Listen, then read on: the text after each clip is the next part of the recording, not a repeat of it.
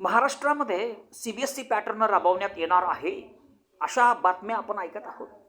पण एक गोष्ट आपण लक्षात ठेवली पाहिजे, तुम्ही CBSE पॅटर्न राबवा आणि अजून कुठला पॅटर्न राबवा, तुमच्या शिक्षणामध्ये बदल होणार नाही. कारण रूट कॉज बघा ना, दोष कुठं आहे बघा. अरे पोराला वाचायला येत नाही, साधे साधे बेरीज वजाबाकीचे गणित करता येत नाही आणि त्याला CBSE पॅटर्न राबवल्यावर कुठं सुधारणा होत असते का?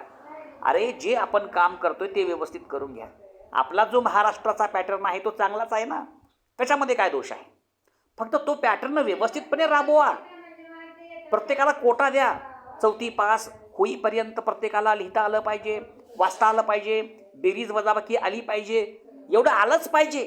ती जबाबदारी त्या शिक्षकावर द्या. CBSEची आवश्यकता नाही. मग बघा पोरं कशी होते ते. अहो आमच्या जुन्या काळामध्ये पहिली शिकलेले वाचत होते, त्यांना का CBSE पॅटर्न होता का? एक लक्षात ठेवा, तुम्ही कुठलाही पॅटर्न आणा, शिक्षणात बदल होणार नाही.